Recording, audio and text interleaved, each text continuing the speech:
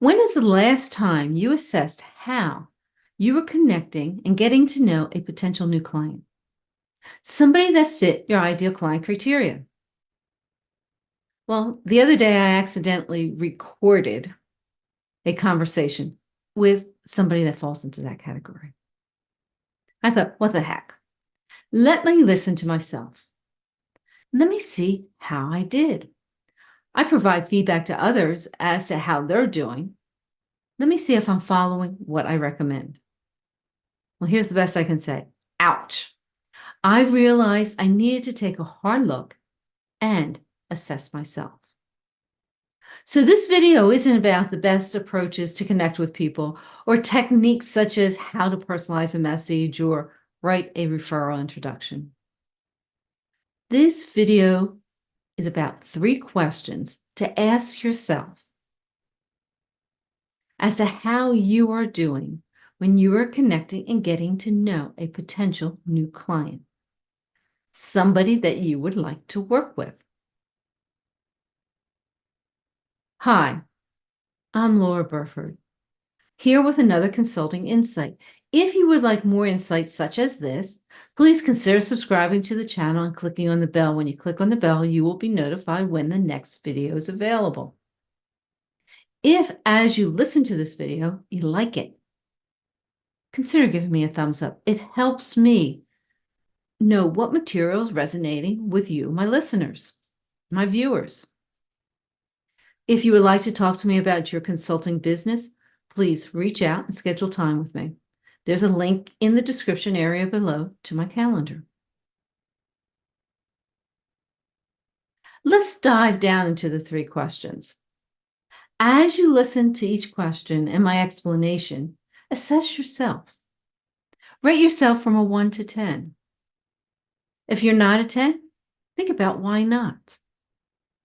What can you do or what should you do to improve how you're connecting and getting to know a potential new client? Question 1. During a conversation with a potential client, do you listen for the client's problem and then talk to them about the problem? Many times when talking with a potential client, the client discusses symptoms of a problem. When they do that, it is so easy to start talking about a solution, which you don't want to do. You're getting to know them and they're getting to know you. So you want to stay away from solutions. What it does mean is that you need to listen closely and you need to ask questions. And if they talked about symptoms, you need to figure out what the problem really is and then talk about that problem. If the person rattles a lot of problems off, which can happen, you need to determine what is the key problem or the root cause of all the problems that they're discussing. And then you want to stick to that one problem and talk about that one problem. You want to use the words of the client and tell stories about how you helped clients in similar situations. You want to be real. You want to be genuine. You want to be you and you want to help them get to know you. You want to build trust with them so that you can get to the point of talking about how you might be able to help them solve their problem. But you don't want to do it yet. You want to do it when the time is right. So how would you rate yourself with this question? And the question, during a conversation with a potential client, do you listen for the client's problem and then talk about the problem? Rate yourself on a scale of 1 to 10. Question 2. Are you speaking to one audience with the same message? What do I mean? Are you connecting with people who fit your ideal client criteria? Ideal client criteria, the characteristics and behaviors or mannerisms of the people with whom you want to work. And is the message, that quick message as to who you help And I'm sure you've heard the message before. I help fill in the blank with what? So that, and then the resultant benefit. Is that message the same every time you speak with somebody? You can be the best operational efficiency expert for small business owners, or the best technical strategist, or the best cyber security expert. But if you're not speaking to the right people and your message as to how you can serve or how you can help them isn't clear, you will not build trusted relationships and they won't get to know you. Credibility comes from having the same message in your quick introductions. Same message when I say, I help who? The same message in your stories and case studies and your testimonials, in your profiles, whether the profiles on LinkedIn or a website. What you don't want to be is the best kept secret for your ideal client. Because if you are the best kept secret, your ideal client won't get to know you and they won't become an ideal client. On a scale of 1 to 10, how well do you speak to one audience with the same message? How well is that same message included in just about everything you do? Your stories, your case studies, your profiles, so that you can be seen as credible. Or are you the best kept secret?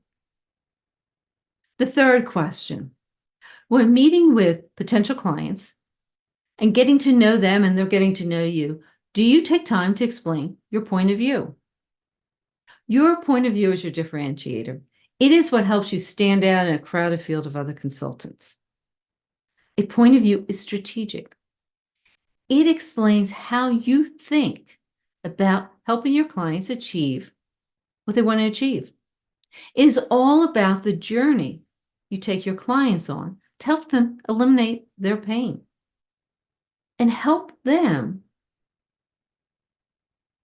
with the results they want and benefits they want. Your point of view is not tactical. It is not a solution. It's all about how you think about going about helping them. If you want, go ahead and give your point of view a name. People remember names. Give them a name. It doesn't have to be fancy. My point of view is called the Consultant's Blueprint. The Consultant's Blueprint is a framework that was designed with the consultant in mind. It was designed so that the consultant can build their own consulting business. It follows a philosophy of less is more. Because I believe a consultant, whether they're a solo consultant or working within a consulting business, needs to be able to work with clients as well as create clients at the same time and not stress themselves out and become overwhelmed. They need to be able to build a business and live life on their own terms. If you're interested in listening to a video on the Consultant's Blueprint, I will add a link down below in the description area. Also, if you want to assess yourself as a consultant, I have a document called the Consultant's Assessment, and I'll put a link to the document down below in the description area. Now, one final time. On a scale of 1 to 10, when meeting with potential clients and getting to know them and they're getting to know you, do you explain your point of view? To recap, 3 questions, 3 simple questions to assess yourself and help you determine how well you're connecting and getting to know potential clients. The first question, during a conversation with a potential client, do you listen for the client's problem and talk about the problem? You don't try to sell them anything. You don't try to sell them anything until the timing is right. The second question, are you speaking to one audience with the same message? Are you connecting with people who meet your ideal client criteria? And is your message the same in everything you do? From that short intro speech to your stories, testimonials, your profiles on LinkedIn, on a website, and even your email messaging. The third question, when meeting with potential clients and getting to know them and they're getting to know you, do you take time to explain your point of view? Your point of view is your differentiator. It helps you stand out in that crowded field of other consultants.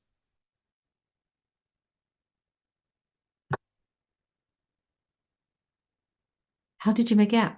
How did you make out rating yourself 1 to 10 for each of the questions? What can you do or what should you do to improve how you connect with potential clients? Maybe you don't have to do anything, and that's great.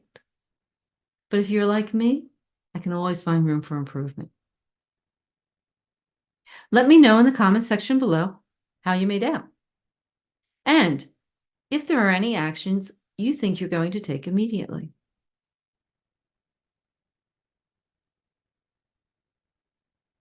Thank you for listening to this video. I do appreciate it. If you have any questions, or if you're interested in discussing your consulting business, reach out. There's a link to my calendar down below in the description area. Also down in the description area are links to the consultant's blueprint and the consultant assessment document. And you will find links to other videos on this channel that tie to this video that you might find of interest. And now I'm signing off. Signing off until the next video. Take care of yourself, and I look forward to seeing you again. And finally, before I forget this, if you would like more insights like this, subscribe to the channel and click the bell. And if you found this video helpful, a thumbs up is appreciated.